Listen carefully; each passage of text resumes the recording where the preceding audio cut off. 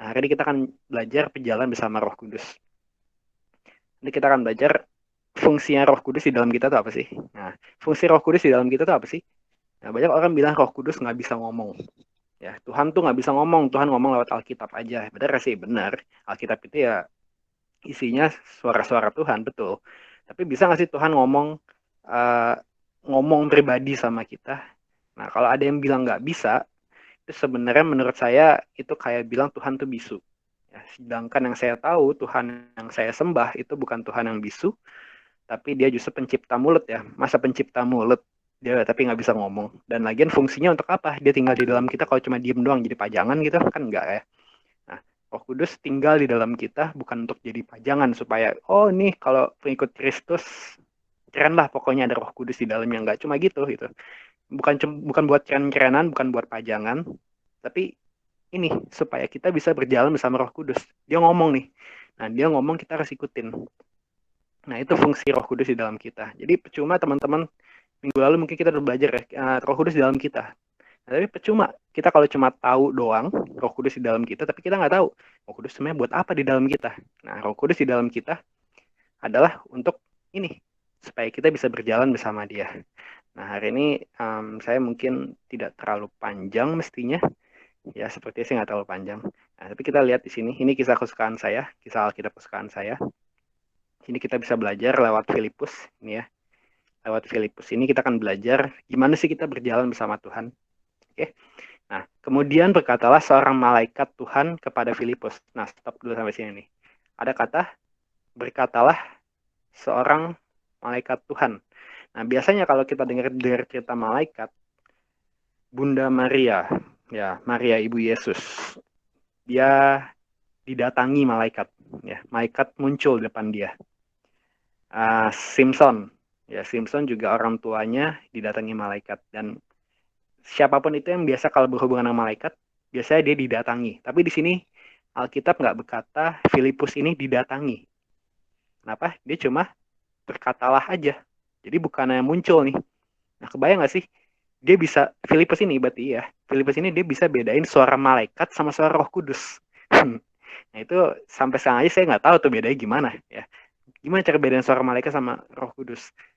Nah ini sebenarnya cara ada sih saya tahu ya, cuma saya belum sampai ke level itu kayaknya. Makanya kita harus belajar dari para rasul di kisah para rasul ini.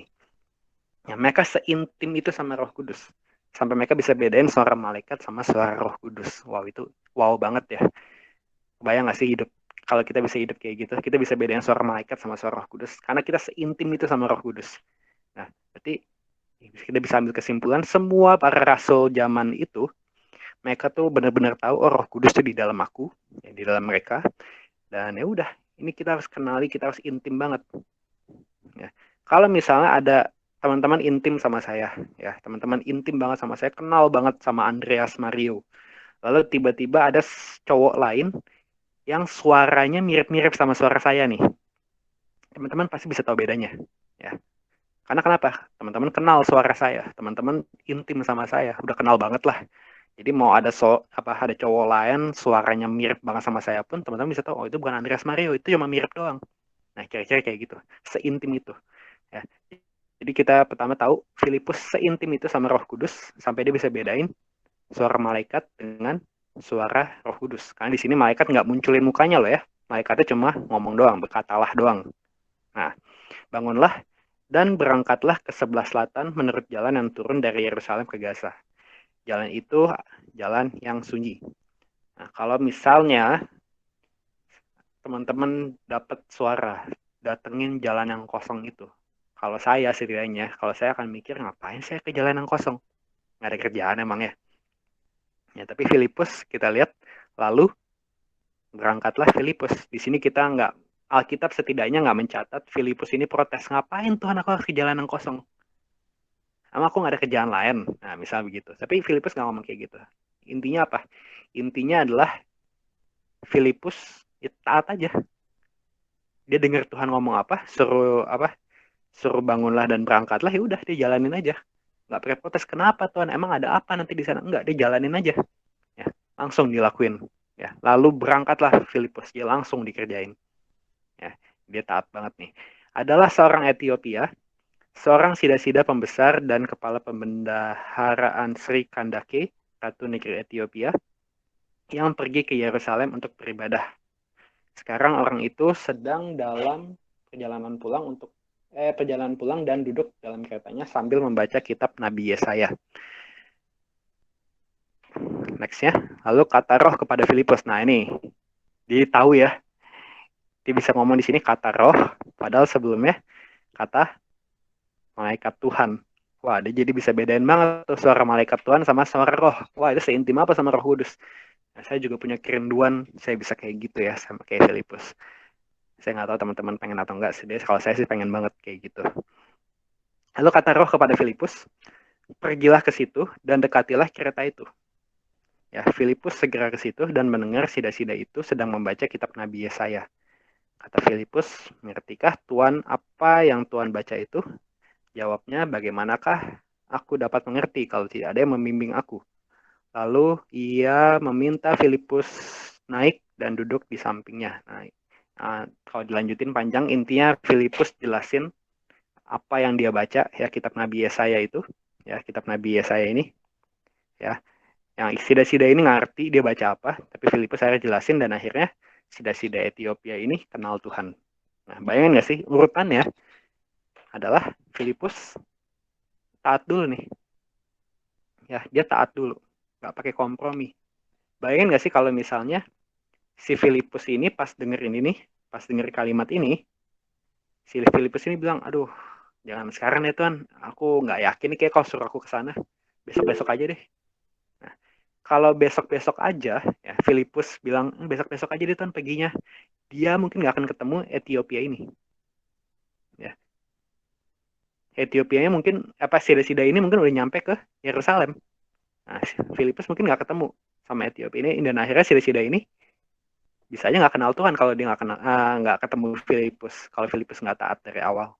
Jadi terpentingnya kita berjalan bersama Roh Kudus dan kita taatin Roh Kudus. Jangan kita protes-protes, ya jangan nunda-nunda, jangan apa kenapa Tuhan aku nggak mau segala macam, nolak segala macam, ya ini penting banget, ya. Dan kita juga bisa lihat di sini tambahan aja sebenarnya, nggak ada hubungannya sama itu, tapi tambahan aja. Saya selalu tertarik dengan kalimat yang ini ya. Mengertikah Tuhan apa yang Tuhan baca itu? Bagaimanakah aku dapat mengerti? Nah, jadi dia baca tapi dia nggak ngerti. Nah, bahwa banyak dari kita yang kalau kita nggak ngerti kita nggak mau baca. Kebalikannya ya justru ya. Nah justru sida-sida Ethiopia ini dia terus baca, ngerti nggak ngerti baca ya, ngerti nggak ngerti baca sampai akhirnya Tuhan utus Filipus buat jelasin dia. Nah di sini life lesson ya. Ya, kita harus tetap baca Alkitab walaupun kita nggak ngerti apa yang kita baca. Saya latih diri saya itu. Saya latih diri saya dari saya SMA kayaknya. Saya baca Alkitab dulu SMA 2 pasal. Pas kuliah waktu saya kosong banyak. Jadi saya baca 5 pasal. Semester 2 saya pikir waktu saya terlalu kosong. Bisa saya lebih. Saya harus waktu itu baca 10 pasal sehari. Nah waktu itu saya juga sebenarnya saya nggak ngerti kalau bilang gitu apa banyak orang yang tahu setelah tahu saya baca Alkitab 10 pasal sehari mereka bilang wah jago banget dong Alkitab ya. Kenyataannya nggak begitu, banyak yang saya nggak ngerti tapi saya baca aja dan akhirnya setelah bertahun-tahun saya baru ngerti oh ternyata yang saya baca itu tapi setidaknya saya udah tahu oh ya emang di Alkitab saya udah baca tuh ada tuh yang saya baca saya inget lah kadang-kadang apalagi perjanjian baru tuh saya udah ulang saya nggak tahu ulang berapa kali ya tapi ya karena udah ulang saya jadi familiar banget dengan setiap kata yang ada di situ. Nah itu penting banget makanya kita baca Alkitab nanti kita akan tahu nanti kita akan belajar lagi nanti saya akan jelasin nah, kenapa penting banget sih kita baca Alkitab nanti ada pentingnya juga kalau kita mau berjalan bersama Roh Kudus ya. Sekarang gini banyak orang ngomong ya mereka pengen kayak gini nih. Saya hapus dulu ya. Oke, saya hapus dulu. Banyak orang ngomong, saya pengen nih dengar suara Tuhan sampai sejelas ini. Bangunlah dan berangkatlah ke sebelah selatan menurut jalan turun dari Yerusalem ke Gaza. Jadi spesifik banget ya. Wah, sampai nama jalannya tahu gitu ya, jalannya di mana, Tuhan ngomong apa jelas banget lah gitu. Saya pengen tuh kayak gitu tuh. Bisa berjalan bersama Roh Kudus, dengar suara Roh Kudus sampai sejelas itu. Karena kalau saya dengar suara Tuhan sejelas itu, saya pasti akan taatin semua perintah Tuhan. Banyak orang ngomong gitu ya. Mungkin teman-teman ngomong kayak gitu. Saya pun dulu ngomong kayak gitu. Saya bilang, Tuhan, kenapa sih Tuhan? Kok nggak mau ngomong lebih jelas lagi ke aku? Toh apapun yang kau suruh, pasti aku kerjain. Kan aku dengar dari engkau. Masa aku nggak mau kerjain? Waktu itu saya dengan sombongnya saya ngomong kayak gitu ya. Tapi kenyataannya, percayalah teman-teman, itu omong kosong. Ya. Sorry ya, saya agak nyablak ya. Itu omong kosong. Kenapa? Nah, ada nggak sih contoh di Alkitab orang yang dengar suara Tuhan sangat jelas, ya sangat sangat sangat sangat jelas suara Tuhan dia dengar, tapi dia nggak mau lakuin? Wah ada. Saya kasih dua contoh ya. Pertama ini tokoh yang sangat kita kenal ya mestinya ya, Yunus. Datanglah firman Tuhan kepada Yunus bin Amitai. Bangunlah, pergilah ke Niniwe, kota yang besar itu. Berserulah terhadap mereka karena kejahatannya telah sampai kepadaku. Bayangin gak sih? Dia dapat, dia tahu nih, Tuhan nyuruh dia kemana, ya. Tuhan suruh dia ngapain pun dikasih tahu, sampai alasannya pun dikasih tahu, ya. Jadi dia tahu dia harus kemana, ngapain, dan alasannya apa. Sampai sepeka itu bayangin sama suara Tuhan. Tapi dilakuin gak sih? Enggak ya, kita tahu ceritanya. Ya dilakuin sih ujung-ujungnya sih. Cuma pertama dia lari dulu dari Tuhan kan. Dia lari dulu. Nah, ini contoh pertama di Alkitab di mana kita bisa lihat ada orang yang dengar suara Tuhan sampai sejelas itu. Ya tadi kita lihat ya, kemananya tahu, ngapainnya tahu, alasannya bahkan tahu. Tapi dia nggak lakuin juga. Contoh kedua, nah ini Yunus mungkin. Teman-teman, ini kan perjanjian lama, mungkin mereka masih begitu gimana lah. Oke, saya kasih yang perjanjian baru ya. Nah ini tokohnya lebih legend lagi. Petrus, bayangin. Ya, keesokan harinya, ketika ketiga orang itu berada dalam perjalanan dan sudah dekat kota Yope, kira-kira pukul 12 tengah hari, naiklah Petrus ke atas rumah untuk berdoa. Ia merasa lapar dan ingin makan, tetapi sementara makanan disediakan, tiba-tiba rohnya diliputi kuasa ilahi. Tampak olehnya langit terbuka dan turunlah suatu benda berbentuk kain lebar yang bergantung pada keempat sudutnya, yang diturunkan ke tanah. Di dalamnya terdapat pelbagai jenis binatang berkaki empat, binatang menjalar, dan burung. Kedengaranlah olehnya suatu suara yang berkata, bangunlah hai Petrus, sembelihlah dan makanlah. Tetapi Petrus menjawab, tidak Tuhan, tidak, sebab aku belum pernah makan sesuatu yang haram dan yang tidak tahir. Lucu ya? Udah perintah jelas kan? Bangunlah hai Petrus, sembelihlah dan makanlah. Tapi Petrus bilang apa? Tidak Tuhan, tidak. Saya lupa cantumin ayat selanjutnya, tapi ayat selanjutnya bilang Petrus ngulang itu sampai 3 kali. Berarti dia dengar Tuhan ngomong Petrus dengar Tuhan ngomong ke dia 3 kali. Dan Petrus tiga-tiganya bilang tidak Tuhan, tidak. Nah, ternyata dengar suara Tuhan jelas pun belum tentu ditaati ya. Nah, kenapa? Nah, kalau kita lihat setidaknya dari dua hal ini, dan emang pasti kebanyakan semua orang seperti itu, saya juga pernah ngalamin kayak gini, kebanyakan adalah ini, pikiran kita. Pikiran kita itu yang akan bikin kita, enggak, ngapain dengar suara Tuhan. Walaupun mungkin kita pengen taat sama Tuhan, tapi enggak, itu nggak boleh, kita nggak boleh lakuin itu. Nah, kita nggak mau lakuin itu. Kenapa? Itu pikiran. Ujung-ujungnya selalu balik ke pikiran kita. Makanya sebelum pikiran kita diperbaharui firman Tuhan, ya, pikiran kita selaras dengan kehendak Roh Kudus, kalimat apa tadi? Kalimat apapun yang Tuhan perintahkan, kalau aku dengar jelas, aku pasti akan taati. Itu kalimat omong kosong. Sampai pikiran kita nih berubah nih. Nah, jadi kita pertama harus buang dulu nih mindset-mindset yang tidak sesuai dengan kehendak Tuhan. Kalau nggak percuma, mau dengar apapun ya kayak kita lah. Kita mungkin dinasihatin apa, kita nggak akan mau dengar. Ya. Kalau emang kita kehendaknya beda gitu. Ini sama. Ya, Yunus dan Petrus, bahkan ya Petrus ya termasuk legend lah ya. Dia salah satu orang terhebat yang pernah kita kenal di Perjanjian Baru ya Petrus mungkin. Tapi lihat dia aja bisa ngomong begini. Tidak Tuhan, tidak. Ya ini ada kata Tuhan di sini ya. Jadi kita pasti tahu ini suara Tuhan pasti ya. Itu suara Tuhan karena Petrus sudah tahu nih ini suara Tuhan. Kita tadi lihat ya para rasul bisa bedain mana suara Roh Kudus, mana suara malaikat. Berarti mereka sepeka itu. Tapi buktinya mereka peka aja masih bisa kayak gitu. Kenapa Petrus bisa begini? Karena dia masih punya ini hukum Tauratnya. Ya, kenapa? Hukum Taurat bilang binatang itu emang haram dan tidak tahir. Nih, haram dan tidak tahir. Makanya Petrus nggak mau, walaupun Tuhan yang suruh. Nah, tapi ini udah salah ya. Kalau Tuhan suruh, lakuin aja. Petrus ini pikirannya belum diperbaharui nih soal hukum Taurat nih. Makanya dia bisa bilang begini.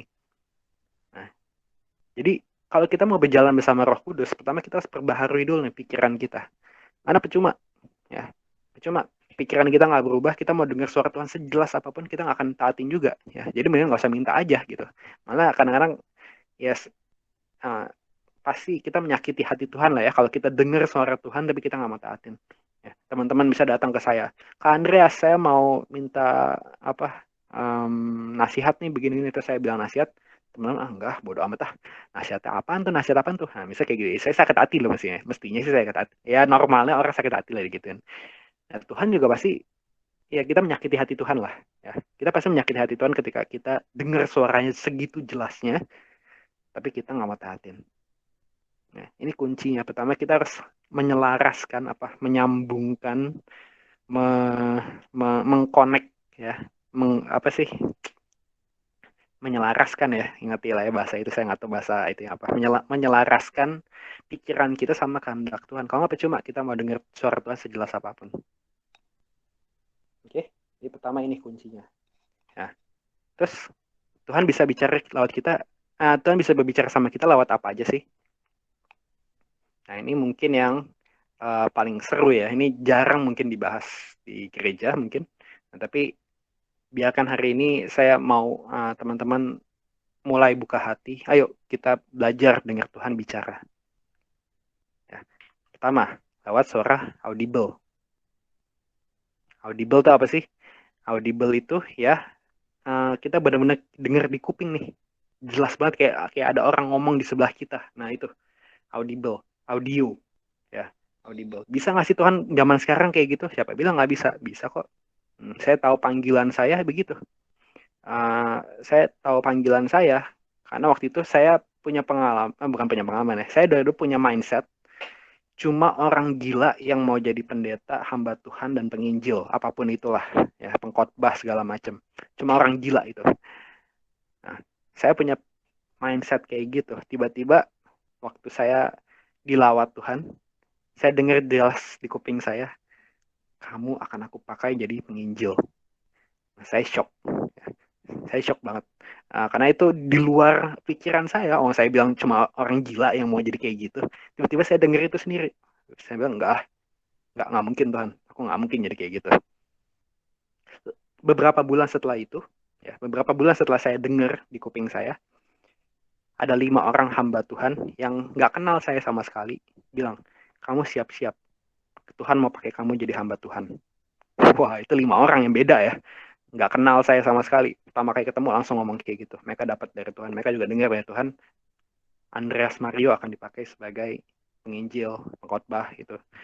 Terus, waduh, saya bilang, ya udah saya nggak bisa lari lagi, saya sendiri dengar gitu ya. Dan akhirnya teruji ya. Tahun itu nggak teruji sih. Mulai teruji lah. Tapi tahun depannya saya baru dibawa Tuhan capai itu. Jadi bisa nggak sih Tuhan bicara audible? Bisa. Dan kalau teman-teman mau, bisa. Ya, nanti kita akan belajar gimana sih caranya. Audible pertama, cara kedua adalah impresi. Nah, ini mirip seperti audible, tapi nggak di kuping. Biasa di dalam. Kan Roh Kudus di dalam ya. Kita udah belajar minggu lalu, Roh Kudus kan di dalam kita nih. Itu. Dia Roh Kudus tuh bisa ngomong. Ya di dalam kita gitu ya. Masih kalau nggak bisa ngomong, ngapain jadi pajangan tadi yang saya bilang tadi. Nah, Roh Kudus di dalam kita ya buat ini. Buat punya hubungan sama kita. Hubungan itu pasti tentang komunikasi. Makanya dia bisa ngomong sama kita.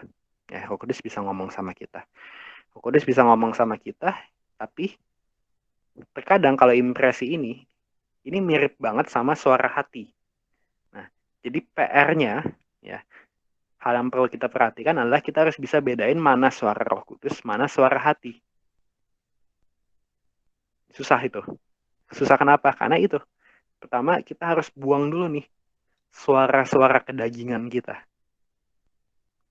Tuhan bilang A, tapi hati kita maunya B. Ya.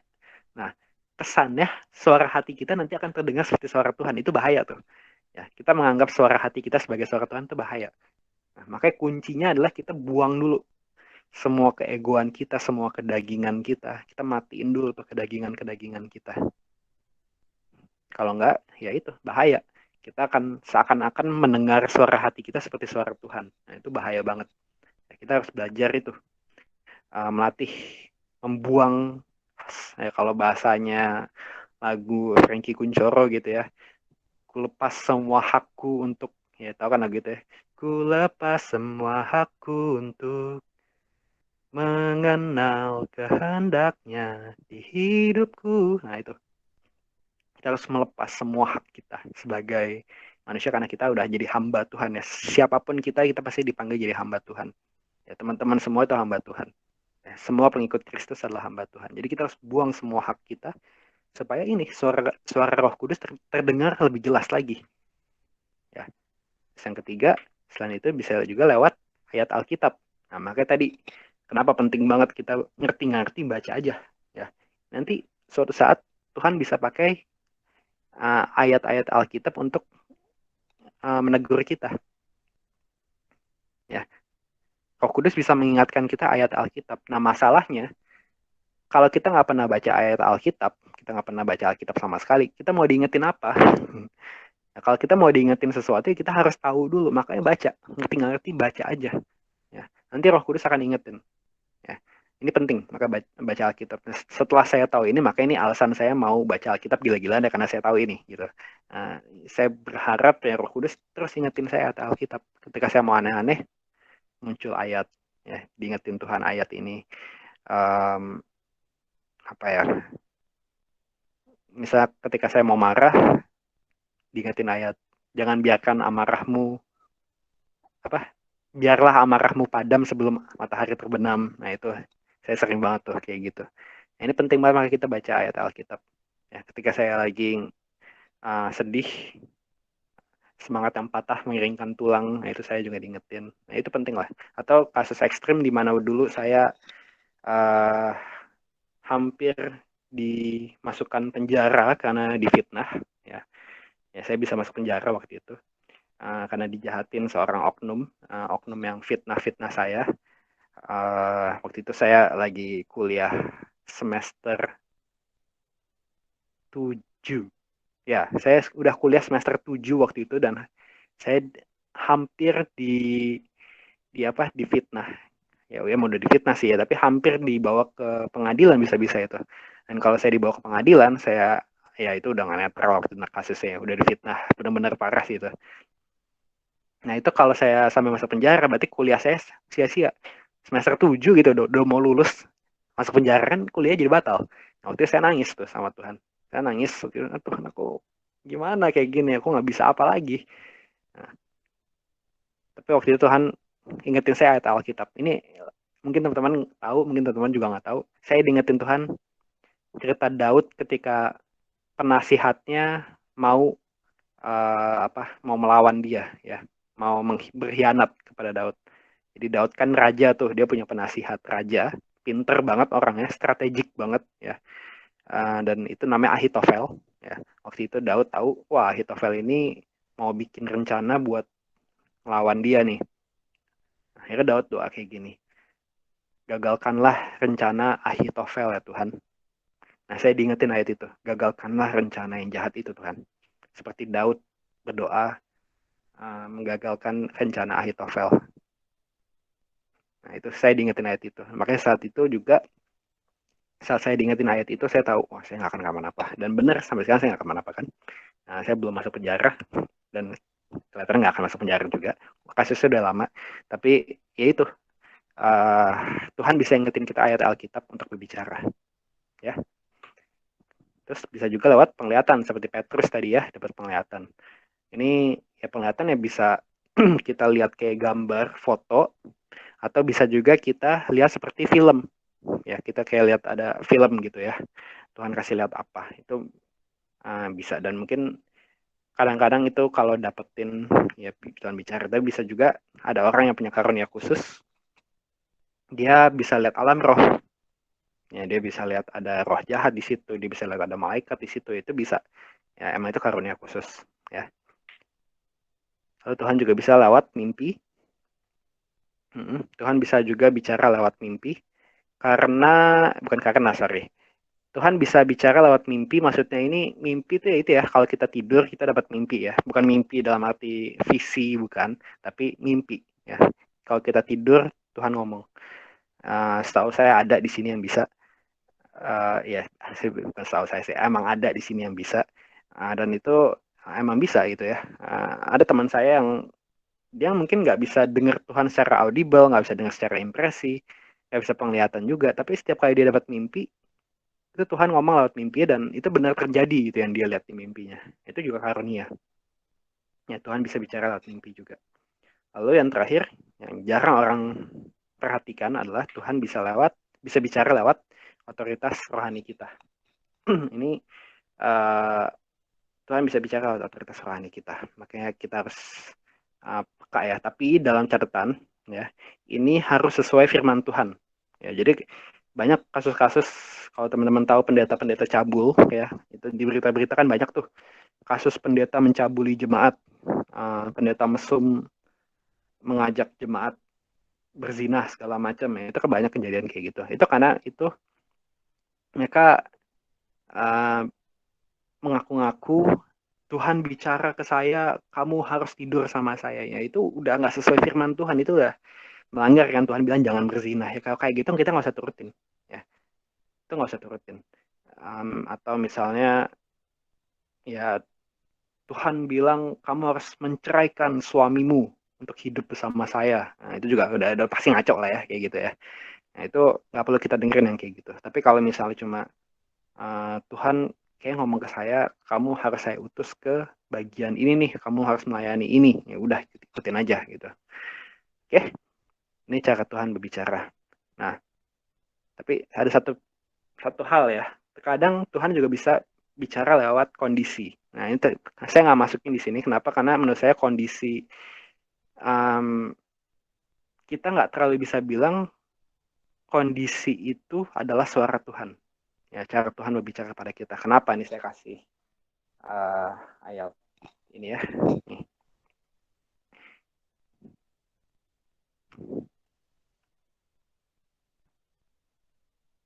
Nah, ini jadi cerita Bileam.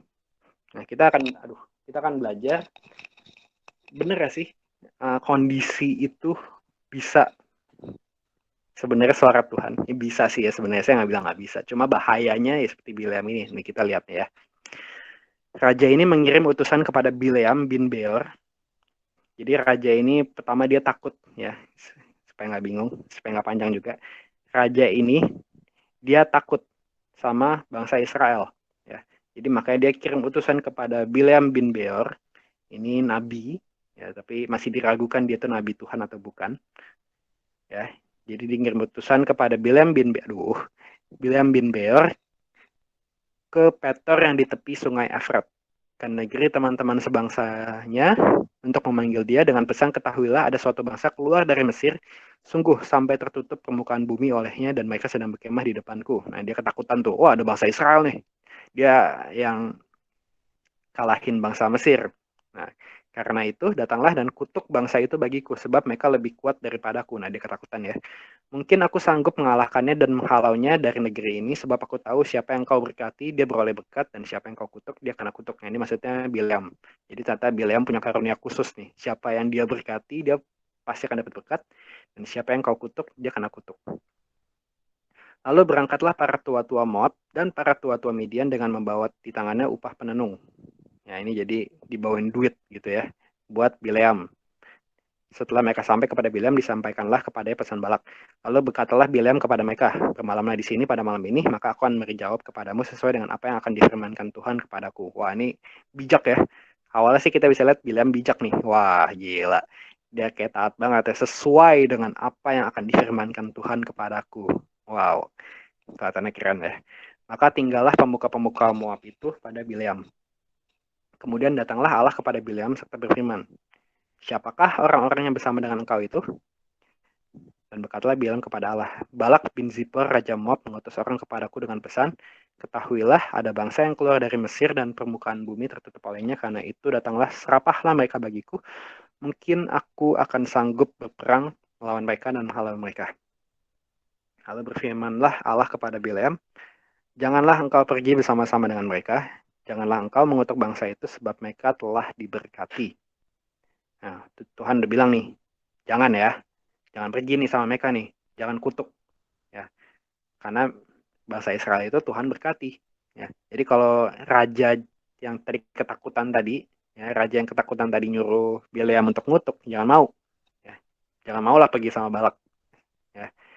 Lalu bangunlah Bileam pada waktu pagi lalu berkata kepada pemuka-pemuka Balak, pulanglah ke negerimu, sebab Tuhan tidak mengizinkan aku pergi bersama-sama dengan kamu. Wah, ditaatin ya, keren banget nih sebenarnya nih. Ya, sampai di sini dia keren. Ya, sampai di titik ini dia masih keren. Lalu berangkatlah pemuka-pemuka Moab itu, dan setelah mereka sampai kepada Balak, berkatalah mereka, Bileam menolak datang bersama-sama dengan kami. Tetapi Balak mengutus pula pemuka-pemuka lebih banyak dan lebih terhormat dari yang pertama. Wah, ini jadi di sini sebenarnya ada godaan ya. Ada godaan, wah Bileam didatangi orang-orang terhormat nih. Berarti karena kan penting banget ya kalau didatangi sama orang terhormat. Ini kesombongannya bisa muncul nih. Setelah mereka sampai ke Bileam, katalah mereka kepadanya, beginilah kata Balak bin Zippor, janganlah biarkan dirimu terhalang-halang untuk datang kepadaku, sebab aku akan memberi upahmu sangat banyak, dan apapun yang kau minta daripadaku, aku akan mengabulkannya. Datanglah dan serapahlah bangsa itu bagiku. Tetapi Bileam menjawab kepada pegawai-pegawai Balak, sekalipun Balak memberikan kepadaku emas dan perak seistana penuh, aku tidak akan sanggup berbuat sesuatu yang kecil atau yang besar yang melanggar titah Tuhan Allahku. Oleh sebab itu, baiklah kamu pun tinggal di sini pada malam ini supaya aku tahu apa pula yang akan difirmankan Tuhan kepadaku. Nah, sebenarnya di sini udah keren ya. Ya, di bagian ini dia udah keren nih. Wah, dia nolak. Tapi di sini, nah di sini nih. Di sini nih, ini masalahnya dia di sini. Dia mau nego sama Tuhan. Padahal udah jelas kan? Ngapain mau nanya Tuhan apa lagi? Ya, udah jelas-jelas dibilang nggak boleh, kenapa masih nanya lagi? Berarti dia kepengen nih, dia lihat duit, wah gila itu dibawain duit segitu gede, orang-orang terhormat datengin aku, wah ini pasti sayang juga kalau ditolak kayak ini ya, wah duitnya banyak, emas perak seistana penuh, bakal dikasih bisa, masa aku tolak sih? Yaudah aku tanya Tuhan lagi deh, siapa tahu Tuhan berubah pikiran gitu kan. Nah di sini dia mulai ngaco nih. Nah terus datanglah Allah kepada Bileam pada waktu malam serta berfirman kepadanya, jikalau orang-orang itu memang sudah datang untuk memanggil engkau, bangunlah, pergilah bersama-sama dengan mereka, tetapi hanya apa yang akan kufirmankan kepadamu ya harus kau lakukan. Nah, lucu ya. Sebenarnya ini Tuhan loh. Aduh, Tuhan loh yang ngomong ini. Bahkan Tuhan bilang, bangunlah, pergilah bersama-sama dengan mereka. Tiba-tiba berubah ya. Nah, kelihatannya kan, wah Tuhan izinin juga tuh. Nah, tapi walaupun kita lihat itu begitu, lihat di sini kayak Tuhan seakan-akan izinin, lalu bangunlah Bileam pada waktu pagi, dipelanainya lah keledainya yang betina, dan pergi bersama-sama dengan pemuka-pemuka Moab. Tapi bangkitlah murka Allah ketika ia pergi. Nah ini nih, kenapa? Kok Tuhan marah ketika Bileam pergi? Padahal kan jelas-jelas di sini Tuhan yang nyuruh. Nah ini nih, alasannya adalah motivasi hatinya. Ya, motivasi hatinya itu dia udah duit. Nah, makanya dia di sini maksudnya tuh bukan Tuhan nyuruh pergi sebenarnya, tapi kayak gini loh. Siapa ya? Christian misalnya. Christian bilang ke saya, atau jangan, ya udah Christian deh yang Christian bilang, Dre, aku mau apa ya? Aku mau tidur malam ini. Aku mau tidur di jalan tol. Aku nggak mau tahu. Nah, terus saya bilang Christian, jangan, di jalan tol tuh bahaya, nanti kelindes mobil. Saya bilang, kenapa, kayak enak di jalan tol ya, anginnya adem kayak di situ ya, apapun itu alasannya lah ya. Nah, terus karena Christian ngotot, ya udah saya bilang, mau tidur di jalan tol, gih sana. Nah, saya gituin tuh, kira-kira kayak gitu. Tapi bukan artinya saya memperbolehkan Kristen untuk tidur di jalan tol. Ya, tapi kira-kira bahasanya kayak gitu. Mau kayak gitu, gih, pergi gih, sana. Nah, apa di apa? Ya dibiarin aja gitu. Sebenarnya nggak suka. Nah, ini makanya bangkitlah murka Allah ketika ia pergi. Nah, jadi apakah sebuah kondisi, ya makanya ini kadang-kadang suka disalah artiin ya. Wah, Tuhan kayaknya banyak kasih tanda-tanda ini sebenarnya Tuhan mau nih. Nah, padahal udah nggak sesuai dengan firman Tuhan. Kalau udah nggak sesuai dengan firman Tuhan, mau tandanya 100 sekalipun, ada 100 tanda yang terjadi kelihatannya itu memang seakan-akan suara Tuhan. Kalau udah bertentangan dengan firman Tuhan, ya nggak usah ditaatin. Ya, itu udah pasti ngaco. Ya, ini ini yang suka banyak orang ngotot ya di situ. Ya, jadi saya nggak masukin itu di sini situasi karena itu benar-benar ujungnya kalau situasi ya kita harus ini nih harus mengandalkan ini lagi suara Tuhan yang sejati yaitu tiga ini nih ya suara Tuhan semua ya ini memang suara Tuhan juga sih ya tapi uh, ujungnya kalau kita berjalan sama Tuhan ini nih tiga paling krusial nih audible impresi ayat Alkitab ya jadi jangan sampai kita um, itu mengandalkan situasi ke sana tandanya udah banyak terjadi tapi kok itu bukan suara Tuhan ya karena itu belum tentu ya setan juga bisa bikin ya itu kayak Bileam gitu kan nah, kalau mungkin Bileam bisa mikir gini loh kalau emang Tuhan mau suruh aku nolak kok si Balak nyuruh utusan lagi yang lebih terhormat nah jangan-jangan nih pesan Tuhan nih ya jangan-jangan nih pesan Tuhan Tuhan mau aku terima duit itu makanya Tuhan suruh orang yang lebih terhormat dan duitnya yang ditawarin jauh lebih banyak mungkin kalau aku taatin yang pertama duit yang aku dapat nggak sebanyak itu makanya si Balak kami datang kedua kali bawa duit yang lebih banyak nah itu aku kan untungnya lebih gede misalnya bisa aja ya bila mikir begitu ya makanya itu bahaya banget lah kalau kita mikir situasi kondisi itu sebagai suara Tuhan tuh sebenarnya agak bahaya ya walaupun tidak menutup kemungkinan juga sih ya tapi ya kalau kita intim sama Roh Kudus dan emang tadi kehendak kita udah kita geser gitu ya itu mestinya kita akan bisa bedain mana yang kehendak Tuhan mana yang bukan oke nah jadi pertama kuncinya kalau kita mau dengar suara Tuhan audible impresi ya ini biasa yang paling harus kita bisa di hidup kita sebagai pengikut Kristus audible mungkin nggak sesering itu tapi kalau impresi saya yakin semua orang yang intim sama Roh Kudus itu pasti akan sering dapat impresi ini kuncinya adalah kita adalah apa menyampingkan ego kita kayak tadi jangan sampai kita kayak Yunus tadi ya dengar suara Tuhan jelas ya karena pikirannya belum berubah masih egois segala macem ya kalau teman-teman baca kitab Yunus teman-teman tahu alasan egoisnya apa baca aja sendiri nanti kepanjangan kalau nggak tapi itu karena alasan egoisnya dia mau ngelawan Tuhan Petrus juga karena pikirannya belum diperbaharui soal hukum Taurat dia juga melawan suara Tuhan Bileam lebih parah ya Bileam lebih parah dia apa mata duitannya kesombongannya apa wah ada orang-orang terhormat datang ke aku tuh orang yang penting banget sampai raja tuh kirim utusan 2 kali nah itu kan udah hal-hal pribadi yang belum dia singkirkan dari hidupnya nah itu ya jadi ini kuncinya adalah kalau kita mau dengar suara Tuhan pertama baca Alkitab dan singkirkan ego kita nah ini saya kasih quote jangan cuma mau dengar suara Tuhan tapi tidak mau mentaatinya itu hanya menyakiti hati Tuhan aja kalau kita kayak gitu kalau kita mau benar-benar jadi pengikut Kristus yang sejati ya ini kita kalau dengar suara Tuhan ya kita taatin ya jangan kita malah ya kayak tadi ya aduh Tuhan tapi kalau aku taatin kayaknya begini Tuhan nanti aku rugi segala macam nanti apa aku kayaknya nggak suka deh Tuhan aku nggak gini aja deh kau ngerti lah Tuhan nah itu kadang-kadang kita suka nego gitu kau ngerti lah Tuhan ya kalau aku taatin itu kayaknya nggak baik padahal masa Tuhan nggak tahu sih yang terbaik nah ini kedaulatan Tuhan di hidup kita tuh sejauh apa nah ini kunci berjalan sama Roh Kudus ini kita harus tahu Roh Kudus di dalam kita ya Roh Kudus itu bukan hamba kita, ingat. Ya, banyak orang mikir bukan melayani Tuhan, tapi pengen Tuhan melayani kita. Itu udah bahaya banget.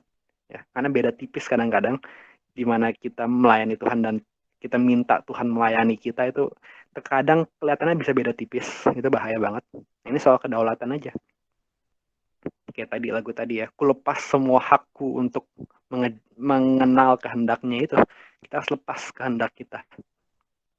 Kalau kita nggak itu, ya udah jangan dengar suara Tuhan dah, percuma. Kita nggak akan taatin juga. Kalau kita mau dengar suara Tuhan lebih jelas lagi, ini buang ego kita. Buang ego kita. Oke. Nah, terakhir, mungkin nggak terakhir juga, ini agak panjang mungkin. Ini ayat yang saya renungin selama 1 bulan lebih. Kayak udah 1,5 bulan mungkin, atau lebih, mungkin 2 bulan, saya nggak tahu. Tapi ini ayat yang saya renungin banget. Dan saya juga mau teman-teman belajar di sini. Ya, demikian pula lah tiap-tiap orang di antara kamu yang tidak melepaskan dirinya dari segala miliknya tidak dapat menjadi muridku. Ya, ada kata tidak melepaskan dirinya dari segala miliknya tidak dapat menjadi murid Kristus. Nah, kita namanya, komunitas kita ini namanya komunitas sahabat Yesus. Ya, Pastor Ksena Wijaya waktu datang bilang, ya kalian ini komunitas sahabat Yesus ini sebenarnya komunitas murid Kristus loh. Ya benar ya, sahabat Yesus itu sama dengan murid Kristus juga. Nah, tapi gimana cara kita mau jadi seorang sahabat Yesus, tapi kita nggak melepaskan diri kita dari segala milik kita. Ini yang saya belajar banget 2 bulan ini, saya renungin banget ini. Dan puncaknya adalah minggu ini. Ya, saya minta maaf kalau ada teman-teman kayak tadi saya baru cek WhatsApp. Saya nggak buka WhatsApp dari hari Rabu mungkin. Nah, ya, saya nggak ingat pokoknya. Pokoknya saya matiin kuota saya, matiin wifi saya nggak baca. Oke lah, saya mungkin kadang-kadang saya nyalain wifi untuk googling, tapi saya nggak baca WhatsApp intinya. Saya nggak buka WhatsApp, saya nggak buka Instagram. Instagram saya buka cuma untuk ngepost doang kemarin, ngepost itu konten. Udah, sisanya saya nggak buka apa-apa lagi. Saya melepaskan diri saya sejenak dari sosial media saya apapun itu. Jadi kalau ada teman-teman yang saya nggak balas, maaf. Tapi itu saya lagi 2 hari ini saya merenungkan ini banget ya. Ini saya nangis setiap malam merenungkan ini. Maaf ya saya cengeng mungkin hari ini. Saya renungin banget kemarin ada kejadian di mana saya sakit hati karena saya merasa tidak dihormati. Ya, ini bocah saya, ya saya nggak nyalahin siapapun, tapi ini saya menyalahkan diri saya sendiri, karena saya sakit hati banget waktu itu, sampai dada saya sakit. Ya pernah sih rasain sakit sampai dadanya sakit juga gitu ya, secara fisik. Itu saya ngalamin, dan waktu itu Tuhan tegur saya, kalau kamu sakit hati hanya karena digituin, karena kamu tidak dihormati, kamu nggak bisa bilang kamu hambaku, karena kamu masih kejar kehormatanmu sendiri. Itu saya nangis. Ya, saya nangis. Saya dengar itu saya nangis. Ya, saya nangis dan setelah saya dengar itu pun saya ngalamin lagi kejadian lain gitu ya, kejadian lain di mana saya nggak dihormati lagi. Saya lebih nangis lagi. Kenapa? Karena kalau saya sakit hati, jadi saya masih punya kesombongan di dalam diri saya. Nah, intinya saya merasa, bukan saya merasa, saya tahu saya belum lepasin kesombongan saya. Saya belum lepasin kesombongan saya. Itu um, momen tergila di hidup saya, di mana saya merasa, aduh Tuhan, aku kok separah ini gitu. Semakin sakit hati saya, semakin parah kesombongannya kan. Logikanya kan begitu. Dan saya tahu, oh, saya belum lepasin kehormatan saya belum lepasin kesombongan saya. Jadi saya belum taatin ayat ini. Saya belum melepaskan diri saya dari segala milik saya. Ya, kehormatan saya juga milik saya belum lepasin itu. Dan itu saya nangis di hadapan Tuhan. Saya bilang, aduh Tuhan, aku benar-benar kayaknya aku parah banget. Dan sampai akhirnya muncul satu kata yang keluar dari mulut saya ke Tuhan. Tuhan, kata Tuhan, aku kayaknya aku nggak layak jadi hamba Tuhan. karena kemarin saya sampai nangis. Pernah dengar kesaksian-kesaksian hamba Tuhan, pendeta, pengkhotbah apapun itu, yang bilang semakin Tuhan menyatakan dirinya, menyatakan kekudusannya, semakin merasa berdosa kita gitu ya, semakin merasa jelek semestinya kita. Itu saya alamin, saya tahu dari dulu itu, tapi saya mungkin belum ngalamin gimana. Kemarin saya ngalamin banget gimana saya berasa, aduh Tuhan, saya itu buruk banget di hadapan-Mu Tuhan. Dan itu saya nangis. Saya nggak tahu berapa lama ya. Yang jelas saya berlutut, saya nangis kayak bocah. Benar saya nangis. Saya bilang, saya parah banget. Saya nggak layak jadi seorang hamba Tuhan. Tahu Tuhan ngomong apa ke saya? Itu salah kamu. Itu salah kamu. Kenapa kamu hari ini baru merasa nggak layak? Emang kamu sebelum-sebelumnya berasa layak? Nah, siapa sih yang layak jadi hambaku? Ya, nggak ada satupun. Ya, yang ada adalah orang-orang yang dilayakkan. Layak sama dilayakkan itu beda ya. Kalau kita layak, ya kita emang layak. Tapi kalau kita dilayakkan, kita sebenarnya nggak layak. Tapi kita dibikin layak. Saya makin nangis lagi digituin Tuhan deh. Iya, aduh Tuhan, aku merasa layak dengan kemampuan aku sendiri berarti. Ya, sebenarnya aku tuh nggak layak. Tapi kau yang layakkan aku. Itu lebih parah banget ya. Aduh, parah banget deh. Saya kemarin tuh saya sampai makin nangis terus ya setiap malam tuh. Saya bilang, Tuhan aku tuh separah itu ya Tuhan, aku nggak nyadar selama ini. Dan kalau teman-teman kenal saya, teman-teman tahu saya ini orangnya cukup visioner ya. Kalau bahasa teman-teman saya bilang, sebut saya itu orang visioner banget. Saya kejar mimpi yang dari Tuhan, saya dapat dari Tuhan mimpinya apa, saya akan kejar itu mati-matian sampai itu terjadi ya. Dan kemarin saya ditegur Tuhan juga. Kesana kan keren kayak ngejar panggilan Tuhan itu kan kesana berjalan bersama Roh Kudus. Iya nggak sih? Ngejar panggilan dari Tuhan pasti ya itu terkesan mengejar berjalan bersama Roh Kudus pastinya. Tapi saya ditegur Tuhan kemarin di saat saya benar-benar dilawat Tuhan itu, saya sampai nangis nggak berhenti. Saya ditegur Tuhan, kamu kejar panggilanmu dalam aku, bagus.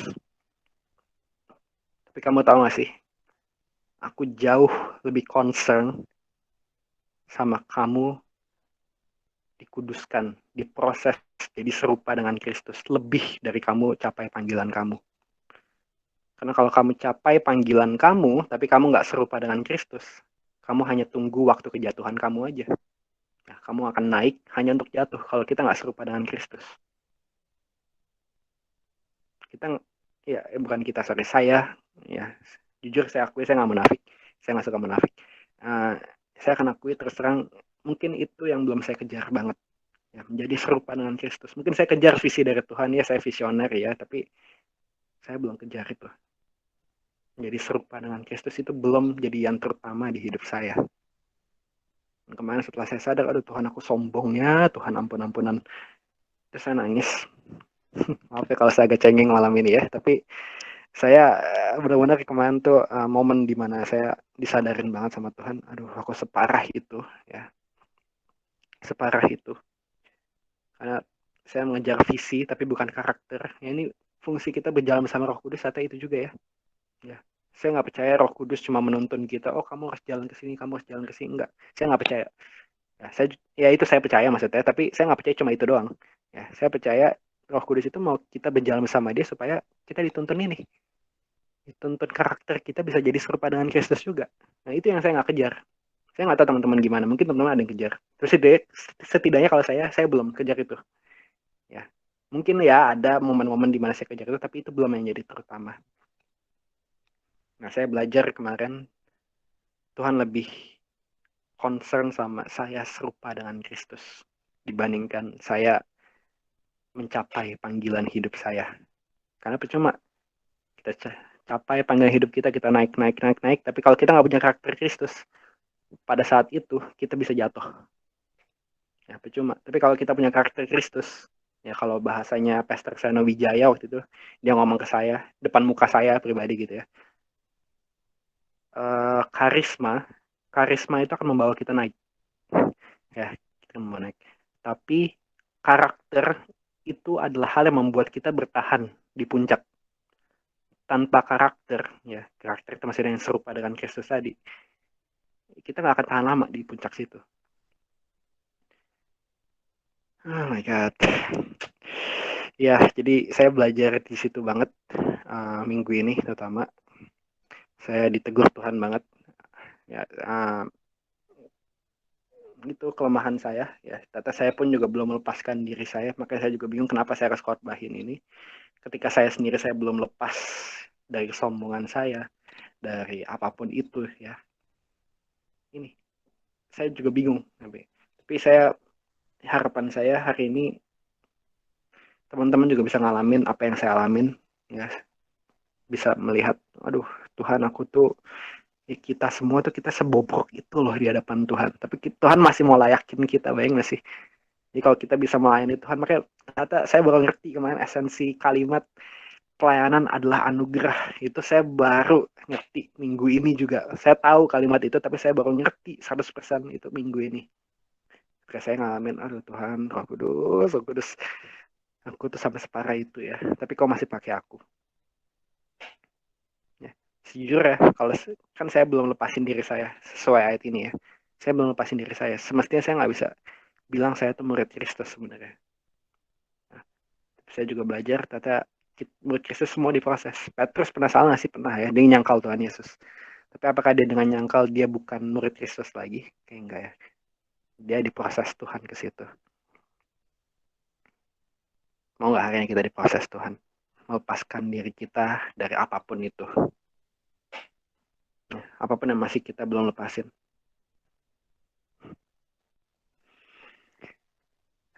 Sorry ya, saya cengeng malam ini ya. Tapi uh, saya uh, tahu ya, teman-teman saya, ada beberapa teman saya dulu yang dia tiap kali ketemu, bayangin ya, tiap kali ketemu dia selalu ngomongin Alkitab, ngomongin Tuhan. Ya, tiap kali ketemu nggak pernah tuh ada omongan lain selain itu. Bahkan dia yang didik saya pas saya lahir baru awal-awal. Sekarang ateis. Bayangin gak sih? Orang yang mendidik saya awal-awal saya lahir baru, dia ngajarin saya, kalau kamu mau dengar suara Tuhan, kamu harus begini. Singkirkan semua itu. Dia ngajarin saya, bayangin. Sekarang dia ateis. Ada juga teman saya yang uh, kalau setiap kali ketemu dulu, ya ini beda lagi orangnya, setiap kali ketemu dong, kita harus berdoa buat jiwa-jiwa segala macam. Tapi akhirnya dia balik ke kehidupan lamanya, ya, dunia malam segala macam, dan udah mulai nggak gila-gilaan ikut Tuhan lagi. Terus saya bingung lihat ya, wow, bisa ya orang seradikal itu, ya, orang seradikal itu bisa gitu tinggalin Tuhan. Aneh kan sebenarnya. Lihat itu saya tanya Tuhan lagi, Tuhan, apa aku juga ada kemungkinan kayak gitu? Saya takut, gitu. Saya nggak mau kayak gitu. Jadi Tuhan bilang ke saya, kalau kamu terus intim sama aku, itu nggak akan pernah terjadi. Tapi kalau kamu lepas dari keintiman bersamaku, itu kemungkinan besar akan terjadi. Wah, itu nampol banget di saya. Saya nggak tahu buat teman-teman gimana, tapi sudah itu buat saya itu nampol banget. Ya, biasanya satu hal yang saya mau kejar, ya saya nggak peduli. Saya nggak peduli apapun itu ya. Ya, apapun yang terjadi di hidup saya pernah berkali-kali um, alamin saya mestinya saya kayak dipaksa tinggalin Tuhan. Saya sakit hati ya pasti ya, karena saya cengeng juga.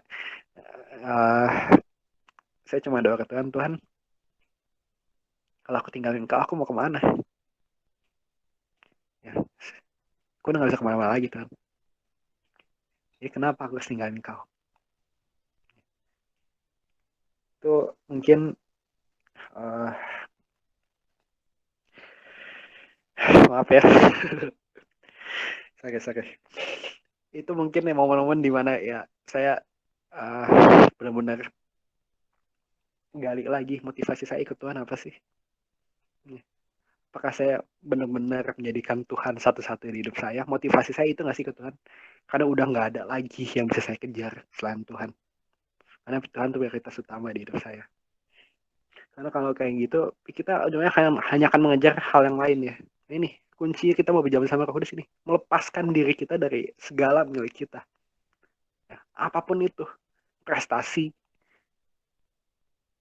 harta, tahta, wanita, pria, ya, apapun itu ya, itu bisa kita lebih menganggap itu daripada kita menganggap Tuhan. Bersiaplah jatuh kalau kita tidak melepaskan diri kita dari itu. Bersiaplah jatuh. Ya. Sampai kita melepaskan diri kita. Kalau saya, ya itu. Saya nggak mau lepasin kesombongan saya lagi diproses Tuhan. Bahkan saya bilang, kalau bisa detik ini juga Tuhan. Tapi sejauh saya nggak ada orang yang pernah ngajarin kesombongan bisa lepas dengan satu malam doang ya. Nih proses, tapi ini yang saya kejar. Nah, bahwa banyak orang yang hanya karena nggak bisa melepaskan tadi harta, tahta, wanita, pria, investasi, mungkin cari apa kehormatan orang lain ya tahta itu ya. Itu hanya karena itu dia mulai menjauh dari Tuhan. Dia melepaskan panggilan hidupnya. Itu saya udah lihat contohnya. Ya. Bahwa banyak orang yang kayak gitu.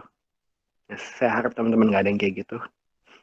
Ayo kita renungin lagi. Aduh, Tuhan, Tuhan. Ayo kita renungin lagi. Maaf ya, saya cengeng banget. Ayo kita renungin lagi. Apa sih motivasi kita ikut Tuhan? Apa sih motivasi kita kejar Tuhan? Benar nggak sih kita udah nganggap Tuhan yang terutama di hidup kita? Oke, sebenarnya kalau kita udah nganggap Tuhan yang terutama di hidup kita, menurut saya itu kita nggak akan mengambil keputusan yang salah. Keputusan yang salah selalu berawal dari kita nggak mementingkan Tuhan. Oke lah, mungkin kalau kita ikut Tuhan tulus pun kita bisa salah ya. Tapi nggak mungkin salah yang terlalu obvious. Biasa kesalahan nggak sengaja. Tapi kalau kesalahan yang sengaja, saya pikir nggak mungkin ya. Contoh saya bisa tiba-tiba saya jadi jualan narkoba gitu. Saya pikir saya nggak mungkin kalau saya intip sama Tuhan saya bisa salah sampai se-obvious itu gitu. Jual narkoba gitu kan. Itu kan bodoh banget. Nah, jangan sampai kita jadi orang yang bodoh itu teman-teman. Nah, kalau kita mau jadi hamba Roh Kudus, nah kita mau jadi orang yang berjalan bersama Roh Kudus ini kuncinya. Hari ini apa yang belum kita lepasin? Petrus belum lepasin mindset hukum Taurat. Yunus punya kesombongan. Dia bilang, itu bangsa gak akan tobat. Aku gak mau datang ke situ. Itu juga kayak egoisan. Siapa lagi? Bileam belum lepasin dari mata duitannya. Bahkan Petrus aja yang legend aja, dia bisa salah loh. Sama kita. Kalau kita gak pernah koreksi diri kita, wah itu bahaya banget. Makanya minggu ini minggu terindah di hidup saya. Ya. Saya dilawat Tuhan hampir tiap hari, tiap malam. Dan sampai detik ini pun saya dilawat Tuhan. Makanya saya tadi hampir nggak bisa ngomong. Saya tahu uh, saya belum sempurna. Mungkin teman-teman juga lihat, Kak Andreas nih benar-benar parah banget ya. Emang saya parah gitu ya, saya tahu. Tapi ya doa saya adalah Tuhan tetap proses hidup saya. Dan saya juga berharap teman-teman doanya itu. Tuhan proses hidupku Tuhan jadi serupa dengan Kristus. Aku lepasin apa yang belum aku lepas, yang bukan Tuhan. Aku lepas semua hakku untuk mengenal kehendakmu. Itu kalimat yang luar biasa banget. Dari lagu yang saya suka juga. Teman-teman mungkin tahu juga lagunya. Bisa gak sih kita kayak gitu? Ini kita dinilai sebagai pengikut Kristus ya begitu. Ya, kita punya kerinduan kayak gitu. Jadi serupa dengan Kristus dan kejar panggilan hidup kita. Panggilan hidup kita apa sih? Beda-beda. Tapi intinya satu. Jadi penjala manusia. Nah, ini. Kalau kita mau berjalan bersama Roh Kudus, intinya adalah kalau kita mau berjalan bersama Roh Kudus itu cuma dua. Satu, kita diproses jadi semakin serupa dengan Kristus. Kedua, Tuhan akan pakai kita buat menginjil, memperkenalkan Tuhan Yesus kepada orang-orang yang belum kenal. Udah itu dua doang kalau kita berjalan sama Roh Kudus. Ya saya bisa kasih banyak pengalaman tapi waktu nggak cukup. Ini udah jam 10. Tapi hari ini doa saya ini dulu nih. Lepaskan dulu teman-teman. Apa yang belum kita lepasin dari hidup kita. Kalau kita nggak lepasin, jangan harap lah berjalan sama Roh Kudus. Susah. Bisa nggak sih? Bisa aja mungkin ya. Susah tapi. Kenapa kita akan batu? Aku maunya begini, aku maunya begini, aku maunya begini. Bukan maunya Tuhan lagi. Nggak bisa kita berjalan sama Roh Kudus kayak gitu. Nah hari ini teman-teman saya mau boleh kita tutup mata. Ya, semua teman-teman boleh tutup mata teman-teman. Kudus. Ya, boleh teman-teman tutup mata teman-teman. Renungin lagi. Kali ini tanya, Roh Kudus apa yang belum aku lepasin di hidup aku? Apakah kesombonganku, aku masih punya kesombongan seperti saya? Atau harta, mata duitan, ya, tahta, prestasi, atau mungkin wanita, pria, atau apapun itu. Kan mungkin saya rasa di sini ada yang cari pengakuan dari orang tuanya sangat berlebihan sampai merusak hidupnya sendiri. Semoga teman-teman tahu kalau itu teman-teman atau bukan. Saya bukan menghakimi teman-teman, enggak. Saya punya, saya pengen doain teman-teman kalau misalnya kayak gitu, ayo lepasin itu. Tuhan udah kasihnya lebih dari apapun yang bisa kita minta. Cukup mestinya itu. Jangan kita mencari lebih dari hal yang bukan Tuhan.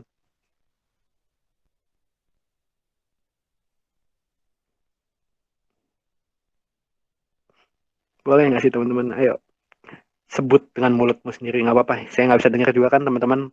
Mic-nya mati semua. Buka mulutmu. Akui depan Tuhan. Tuhan, aku belum lepasin ini. Aku mau lepasin Tuhan karena aku tahu Tuhan. Kalau aku nggak lepasin itu, lepasin dari segala milikku itu, aku nggak bisa jadi murid Tuhan Yesus yang sejati. Aku mau lepasin itu Tuhan. Boleh nggak teman-teman buka mulut teman-teman, ngomong itu sama Tuhan. Aku mau lepasin, sebutin apa itu. Tenang, saya nggak bisa dengar teman-teman, mic-nya mati semua. Coba sebutin, minta ampun sama Tuhan.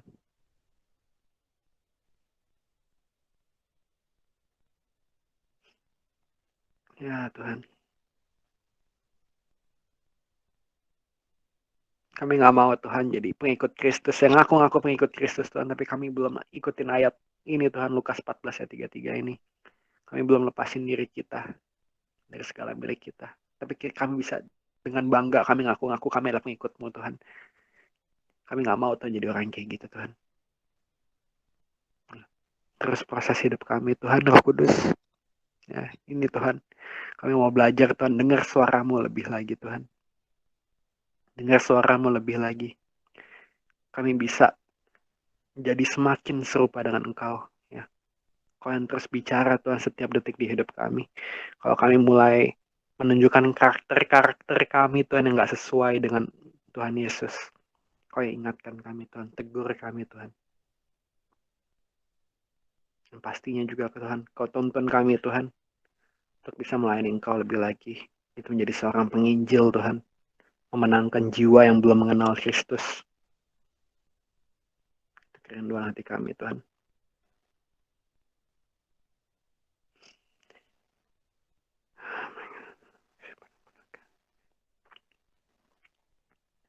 Berdoa Tuhan, hari ini Tuhan ada terjadi pemulihan juga Tuhan. Terjadi pemulihan. Ada di antara teman-teman, saya nggak tahu siapa. Ada di antara teman-teman yang mungkin struggle sama panggilan hidup, sama gambar diri, sama orang tua, cari pengakuan orang tua dengan sangat berlebihan. Kalau kita cari pengakuan manusia lain, itu kita hanya akan melukai diri kita sendiri ujung-ujungnya. Ayo lepaskan itu. Rasakan kasih Tuhan. Kalau kita rasain kasih Tuhan, Tuhan memenuhi hati kita dengan kasihnya. Kita nggak mungkin cari pengakuan manusia lagi. Ya, nggak gampang pasti kayak saya. Ya. Tadi saya udah cerita sakit hati saya terjadi ketika saya sombong, saya pengen dihormati segala macam. Tapi Tuhan ingetin itu kesombongan saya justru masalahnya. Ayo kita lepasin. Biarkan hati Tuhan ada di hati kita. Ya, kita bisa punya hati seperti hati Tuhan. Di proses Tuhan lebih lagi. Dan akhirnya semua yang kita perbuat, semua yang kita pikirkan, semuanya sesuai dengan kehendak Tuhan. Baru di situ kita bisa berjalan sama Roh Kudus. Ini aku berdoa buat teman-teman semua. Ayo rilis itu. Ya, lepaskan itu. Punya hati lagi yang cinta Roh Kudus. Cinta Tuhan Yesus, cintai Bapa. Ketahuilah ada Bapa.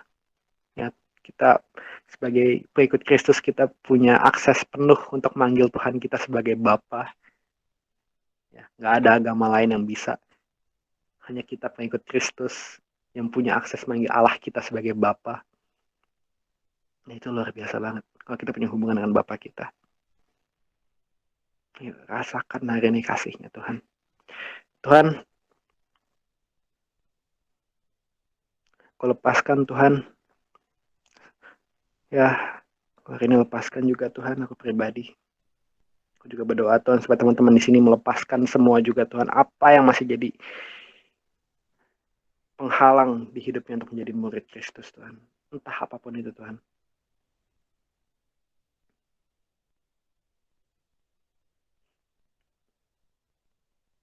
Hari ini Tuhan biarkan terjadi pemulihan di sini Tuhan. Ya, di mana kami melepaskan semuanya. Kami hidup lebih radikal lagi. Kami hidup lebih radikal lagi Tuhan. Ya, radikal nggak dalam arti negatif, nggak. Radikalnya dalam arti kita kejar Tuhan itu harga mati gitu ya. Benar-benar hanya satu hal yang kita kejar di hidup kita, itu kita kejar hadirat Tuhan.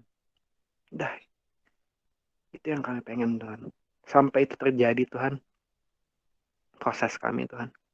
Sampai kami bisa benar-benar punya hati yang 100% fokus kepadamu Tuhan setiap detik di hidup kami. Kami mungkin masih bekerja, iya, tapi fokus hati kami Tuhan. Kami tergila-gila, kami kasmaran Tuhan dengan Engkau.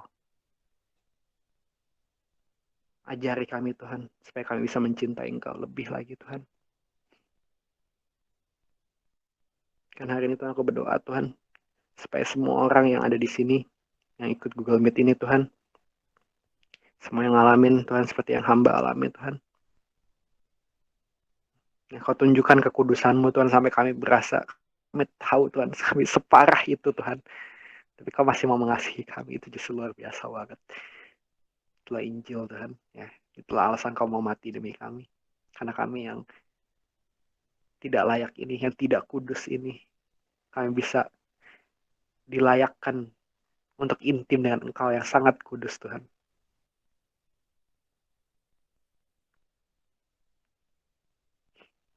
Aku berdoa Tuhan, ada terjadi hal yang baru di sini, mindset yang baru, hati yang baru, semangat yang baru.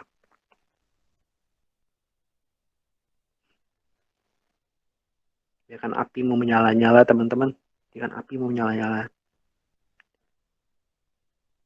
Mulai hidup radikal dengan Tuhan. Mulai gila-gilaan sama Tuhan. Mulai kasmaran sama Tuhan. Biarkan ini jadi kerinduan hati kita. Aku berdoa Tuhan, hari ini terjadi sesuatu yang baru. Ya, kami gak mau Tuhan, habis ini kami masih sama aja Tuhan dengan sebelumnya. Kami mau berubah Tuhan dari mindset kami. Ya, dari gaya hidup kami yang lama kami mau berubah Tuhan. Benar-benar setiap detik, setiap apapun yang kami perbuat, hal sepele apapun itu yang kami perbuat Tuhan, kami memuliakan Engkau Tuhan. Ya, kami mau itu Tuhan. Biarkan itu terjadi di hidup kami. Kau yang bimbing kami, Kau yang didik kami Tuhan. Akhirnya Tuhan kami bisa menjadi pribadi yang intim dengan Roh Kudus dan selalu berjalan bersama Roh Kudus. Kami mau perintahkan Tuhan, kami mau perintahkan Tuhan semua roh jahat yang mungkin masih kami pegang, yang mungkin kami masih turuti tanpa sadar Tuhan, kami perintahkan roh-roh ini Tuhan pergi di dalam nama Yesus Tuhan. Percaya Tuhan ada pemulihan terjadi, ada kelepasan terjadi di sini, dan akhirnya kami akan bisa Tuhan jadi pengikut Kristus yang lebih radikal lagi Tuhan. Nah, ini kerinduan hati kami Tuhan, jadi pengikut Kristus yang lebih radikal lagi. Karena nama syukur tetap. Berdoa Tuhan hari ini Tuhan buat semua orang di sini, Tuhan mereka mengalami kasih-Mu Tuhan lebih lagi. Biarkan kami mengalami kasih-Mu Tuhan. Lebih dalam lagi. Kami bisa rasakan kasih-Mu Tuhan. Di tubuh kami, di jiwa kami, di roh kami Tuhan. Ya, Kau yang singkapkan Tuhan. Biarkan kami bisa merasakan hadirat-Mu Tuhan. Di dalam nama Yesus, kami berdoa dan mengucap syukur Tuhan. Kami tahu hidup kami bukan milik kami lagi. Hidup kami adalah milik-Mu. Dalam nama Yesus kami berdoa dan mengucap syukur. Terima kasih Tuhan atas momen yang indah-indah ini Tuhan. Momen yang sangat indah Tuhan. Kami gak mau lepas dari atmosfer intim dengan Engkau Tuhan. Ya, ini kami mau tutup Tuhan. Mendengar firman hari ini Tuhan. Dengan hati yang baru, hati yang diperbaharui lagi supaya kami lebih intim dengan Engkau dan bisa berjalan bersamamu Tuhan. Di dalam nama Yesus kami berdoa dan mengucap syukur. Amin.